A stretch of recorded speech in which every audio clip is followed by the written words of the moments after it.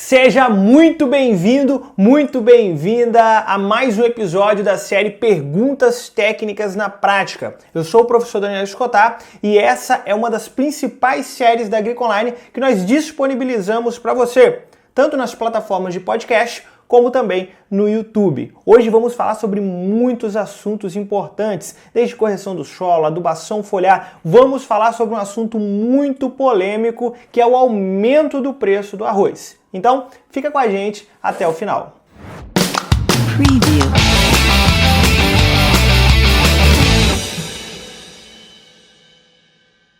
Vamos lá. E a nossa primeira pergunta de hoje, já vamos começar com ela, dá só uma olhadinha. O que você acha desse grande avanço no preço do arroz? Olha, essa foi uma pergunta feita por uma pessoa que acompanha nosso Instagram. Ele colocou essa pergunta lá na caixinha, de perguntas, de dúvidas, e eu até respondi nos stories, e até cheguei a postar no feed, muita gente acabou interagindo, compartilhando e tal, mas eu resolvi trazer essa dúvida aqui para o nosso vídeo, para a nossa série Perguntas Técnicas na Prática, para que a gente possa se aprofundar um pouco mais. Vamos lá. Por que o arroz, então, ele teve esse aumento de preço? Vai lembrar que, antes de tudo, eu vou fazer aqui uma análise técnica e não política. É muito importante que você saiba disso. Eu sempre prezei para que não haja politicagem nesse tipo de análise. E lembra que politicagem é diferente de política. Política é importante, politicagem é apenas pensamentos ideológicos e que acabam, às vezes, ficando cegos. Mas vamos lá.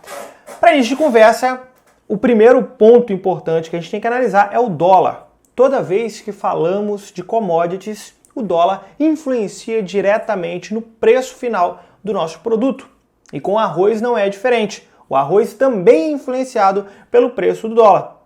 Então, como nós tivemos tanto por conta da pandemia, por conta de vários pontos políticos, enfim, valorização, desvalorização de moeda, enfim, o dólar está muito alto. O fato de o dólar estar muito alto fez com que o preço das commodities também aumentasse. Então este é o primeiro motivo. Então você imagina que o produtor ali ele tem a opção de exportar o arroz. Então o preço vai ser muito maior. Então se ele vai vender de forma interna, esse preço ele vai praticamente ser equiparado. Então o mercado ele força esse aumento por conta do dólar. Então esse é o primeiro motivo. Então se o dólar está alto, automaticamente o preço das commodities tende a aumentar. É lógico que existem alguns programas políticos para que isso possa diminuir, existe aí também uma questão importante que deve ser levada em consideração, que são os contratos feitos por produtores, aí quando falamos de commodities, enfim, não vamos entrar nesses detalhes, mas saiba que o dólar influencia diretamente. Porém, além do dólar, nós temos aqui um segundo motivo que nós devemos dar muita atenção e tentar até se colocar no lugar do produtor de arroz. Além também da entre-safra, que é uma questão que até envolve políticas públicas que não cabe a nós discutir em uma análise mais técnica de produção, que é a questão de oferta e demanda. Oferta e demanda. Durante os últimos anos, a área plantada de arroz tem diminuído, e tem diminuído significativamente. Faça uma análise da área plantada dos últimos 10 anos de arroz e você vai ver que essa área ela tem diminuído. E não é à toa. Se você se colocar no lugar do produtor de arroz, você vai ver que existem sim os seus motivos para que ele deixe de plantar arroz. Existem questões técnicas, existem questões de preço, existe questão de custo de produção, de dificuldade de produção. Se você não é produtor de arroz, quiçá produtor rural, desculpe, mas possivelmente você não vai entender essa dificuldade na prática. Entender o real motivo do produtor falar assim, cara, não compensa produzir arroz. Veja, eu não estou afirmando que não compensa produzir arroz, mas em algumas condições realmente não compensa. O custo de produção não compensa, a dificuldade não compensa. Para no final, nós temos aí um produto que ele é subitamente desvalorizado, entre aspas. Querendo ou não, o arroz ainda é o carboidrato mais barato na mesa do brasileiro. E eu não estou aqui justificando e dizendo que o arroz tem que ficar caro, não estou dizendo nada disso. Estamos fazendo apenas uma análise um pouco mais técnica voltada para a produtividade. Então, por conta desses motivos, muitos produtores de arroz têm deixado de fazer o plantio da cultura. Até chegar o momento em que agora, primeiro por conta do dólar, depois por conta da grande demanda, a oferta então tem sido diminuída. E o que acontece quando a oferta é menor do que a demanda? O preço tende a aumentar. Então isso ocasionou, isso ajudou também para que o preço do arroz ele então ficasse aí um pouco mais caro, para que o preço do arroz aumentasse.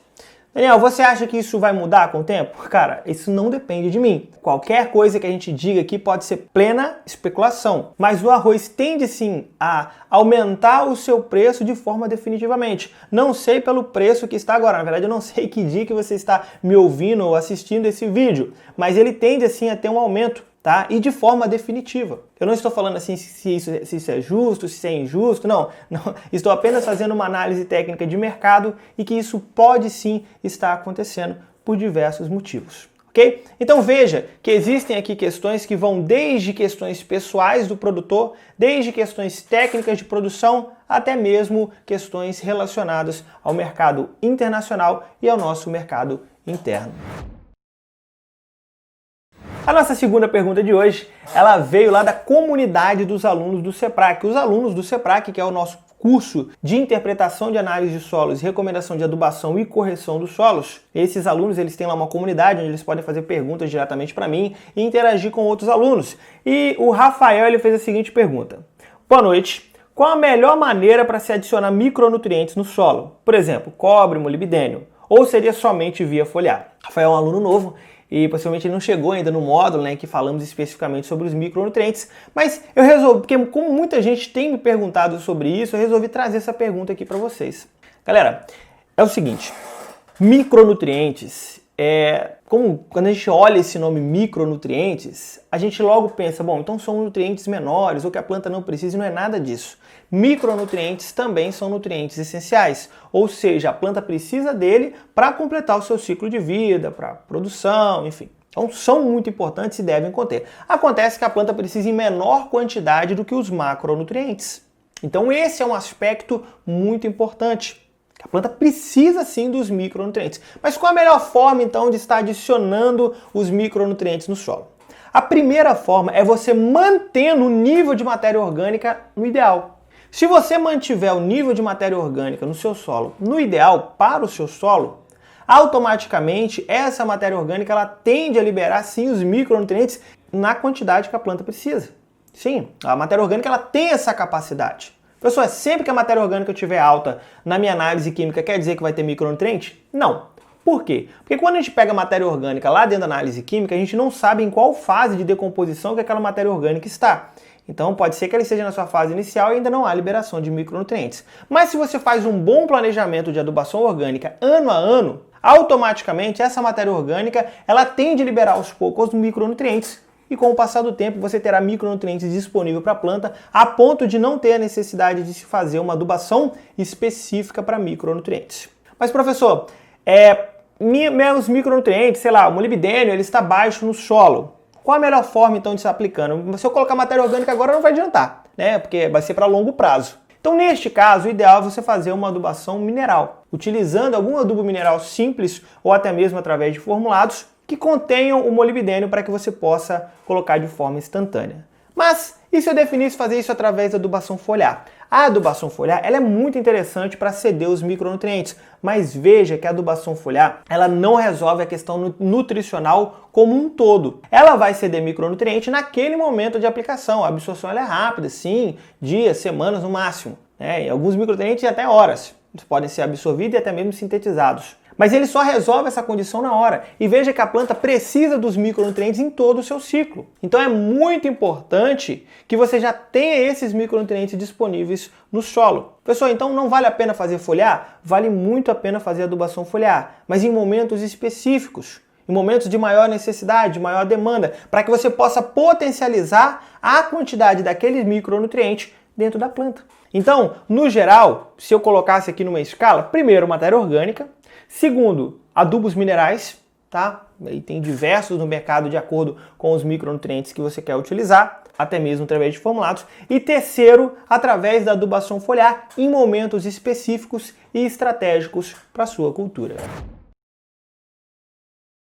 A nossa terceira pergunta de hoje, retirada também do Instagram, ela foi o seguinte: é viável incorporar calcário em pastagem já implantada? apenas para aplicar a necessidade de calagem ao invés de 1/3? Pessoal, sempre que falamos em incorporação de calcário, é muito melhor do que fazer de forma superficial. Sempre que você puder fazer a incorporação, faça. Ele vai te dar um retorno muito melhor de correção do solo. Agora, vamos com calma. Por quê? Em culturas já implantadas, e como a pastagem, por exemplo, é muito difícil estar fazendo a incorporação. Então é muito difícil estar fazendo incorporação. Então eu tenho que ter alguns critérios quanto a isso aqui. Se a cultura ainda não está implantada, então o que eu faço? Faço em área total, faço incorporação, aração, gradagem, como deve ser feito, né? Faço incorporação a 0 a 20 centímetros e vou potencializar a minha correção. Porém, se a cultura já está implantada e não há possibilidade de incorporação, então eu tenho que criar aqui algumas outras estratégias. Dentro de pastagem, existe sim uma estratégia específica em que em alguns casos pode ser possível. Nem sempre, em alguns casos pode ser possível. Que é você fazer uma grade leve, você fazer em área total e fazer uma grade leve, desde que você não danifique aí o sistema radicular. Isso vai depender muito da forrageira que você está utilizando. Mas há essa possibilidade em alguns casos, de fazer em área total e fazer uma grade leve.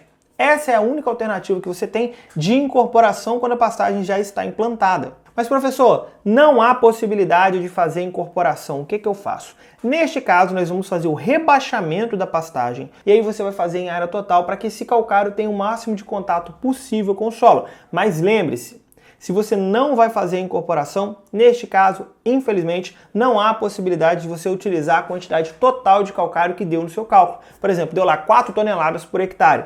Essas 4 toneladas, dentro do cálculo de necessidade de calagem, ela equivale à camada de 0 a 20 centímetros. Então, se você vai fazer de forma superficial, o calcário não vai atingir 20 centímetros. Então, você tem que fazer isso de forma proporcional, que normalmente você vai utilizar de 1/3 a 1/4 da quantidade de calcário que deu no seu cálculo de necessidade de calagem.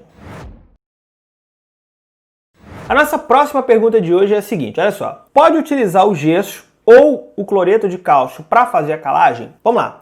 Diretamente, não. Não. Se você vai fazer a calagem, se você quer fazer uma correção do solo 0 a 20 centímetros, o gesso não serve. Mas pessoal, por que não? Se você for olhar o nosso insumo tradicional, que é o calcário, o carbonato de cálcio, CaCO3, quem vai fazer a ação principal não vai ser necessariamente o cálcio. O cálcio vai ser importante porque ele vai estar ajudando a melhorar a nossa saturação por bases. Mas vai ser o CO3 presente no calcário que vai fazer a ligação com o hidrogênio, para que ele possa, então, estar neutralizando esse hidrogênio, retirando o hidrogênio ali, diminuindo a sua acidez, ou seja, aumentando o pH. Então, necessariamente, para que você faça a calagem, para que você faça a correção do solo, é muito importante que seja feito com o calcário. Existem outros insumos já hoje no mercado que fazem também essa correção, mas não é o gesso e não é o cloreto de cálcio. Respondendo aqui a pergunta. Professor, por que então que a gente vai utilizar o gesso?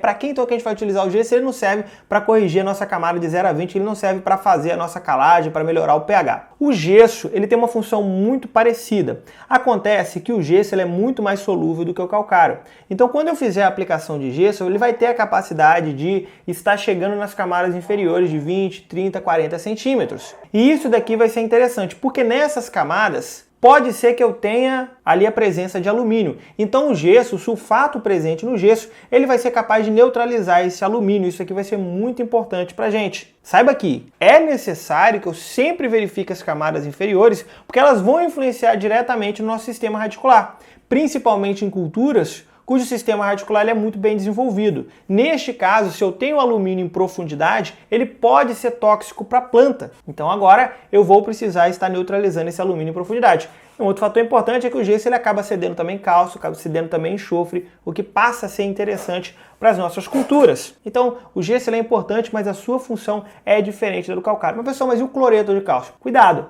Porque o próprio cloreto de cálcio, como o próprio nome diz, se você olhar a sua fórmula química, ele vai ter cloro. E o cloro pode ser prejudicial em alguns casos. Lembrando que, apesar de ele ter cálcio, isso não quer dizer que ele vai corrigir o seu solo. Ele pode sim liberar esse cálcio, pode aumentar a nossa saturação por bases, mas não necessariamente está neutralizando o hidrogênio e neutralizando o alumínio. A nossa quinta pergunta de hoje, ela também veio de uma das comunidades dos alunos de um de nossos cursos. E olha só o que o colega perguntou. Bom dia. teores de matéria orgânica no solo podem ser considerados como estoque de nitrogênio? Interessante isso daqui. Será que a matéria orgânica do meu solo pode ser considerada uma fonte de nitrogênio? Em síntese, sim. Matéria orgânica pode e vai liberar nitrogênio no solo. Isso aqui é um ponto importante. Quando eu tenho um bom nível de matéria orgânica no solo, e veja que esse nível de matéria orgânica, como eu já falei no início desse episódio, onde eu falei sobre matéria orgânica para outro ponto, mas a matéria orgânica em quantidades que já estejam presentes no solo. Não necessariamente somente aquela matéria orgânica que eu acabei de colocar no solo, acabei de fazer uma adubação orgânica ali, não quer dizer que ela já vai estar liberando nitrogênio. Não, porque a ação da matéria orgânica no solo é diferente de um adubo mineral químico. A matéria orgânica no solo, ela vai passar por um processo de decomposição, de bioestabilização, de liberação de ácidos úmicos, ácidos fúlvicos, que é neste ponto que vai haver liberação de nitrogênio, lá na frente. Ela demora um pouco para liberar nitrogênio. Um lado positivo é que se você faz um bom planejamento de adubação orgânica ano a ano, ciclo pós ciclo, você vai conseguir sim estar liberando nitrogênio em algumas fases específicas da cultura. Você não tem controle sobre essa quantidade, mas você vai criar sim essa reserva de nitrogênio. Mas eu quero te atentar aqui para dois pontos importantes. O primeiro, que se você pegou ali a análise química do solo e verificou que tem ali um bom nível de matéria orgânica, isso não quer dizer que tenha nitrogênio disponível ou uma boa quantidade de nitrogênio. Cuidado, pode ser que tenha, mas você não tem o controle sobre isso, porque a análise química do solo, como eu já te disse, ela não traz em qual nível de decomposição que aquela matéria orgânica está. Então pode ser que você tenha ali um bom nível de matéria orgânica, mas seja uma matéria orgânica que está no seu início de decomposição. Cuidado. E um segundo ponto importante, que não é porque você fez adubação orgânica hoje, que amanhã já vai ter nitrogênio, tá? Na maior parte das vezes, ela vai demorar um ano para liberar 50% do seu nitrogênio que ela pode liberar. Ela vai continuar no segundo, no terceiro ano. Então veja aqui a importância de fazer um bom planejamento de adubação orgânica ano a ano, ciclo após ciclo, para que você possa, no final, estar cedendo esses nutrientes. Ok? Então matéria orgânica vai te ajudar muito, pode sim ceder uma boa quantidade de nitrogênio. Inclusive nós temos até um vídeo no YouTube onde eu explico como calcular mais ou menos qual a quantidade de nitrogênio que a matéria orgânica pode liberar. Tem um cálculo aqui, um vídeo mais antigo, logo no início do canal do YouTube eu fiz esse vídeo, mas é muito bacana. Porém, lembra que não é preciso. Por quê? Porque ele depende em qual fase de decomposição que essa matéria orgânica está para que haja essa liberação de nitrogênio. Agora, quer um conselho? Você que é produtor rural, você que acompanha o produtor, você que é consultor, agrônomo, técnico, enfim, é muito importante que você sempre inclua a adubação orgânica dentro do seu cronograma de adubação. Fases específicas, em épocas específicas, para que a longo prazo você crie essa reserva de nutrientes e o seu solo possa estar em boas condições, tanto em questão de atividade microbiana quanto de liberação de nutrientes. E a nossa última pergunta de hoje é a seguinte: qual fazer primeiro, adubar ou tratar a doença na planta? Interessante essa dúvida. Vamos lá. O primeiro ponto que eu preciso verificar é qual é o motivo da doença. Essa doença foi causada por algum patógeno? É uma praga? É uma doença? É um fungo? É um vírus? É um nematóide? Tá? Ou seja, qual é o motivo dessa doença? Ou é uma questão nutricional, ou é um déficit hídrico, ou é uma questão de clima. Então eu preciso entender e precisa estar muito claro qual que é o real motivo dessa doença na planta. Por que aqueles sintomas estão aparecendo? Pessoal, por que isso é importante? Porque veja bem, vamos supor que o seu problema seja um nematóide. Vamos supor que esteja um nematóide que esteja ali obstruindo a absorção de nutrientes. Então não importa a quantidade de nutrientes que tenha no seu solo, a quantidade de adubação que você fizer, porque não vai resolver. Porque a planta não vai conseguir absorver, não vai conseguir sintetizar. Existem vírus que vão se instalar nas plantas que não permitem com que ela sintetize os nutrientes.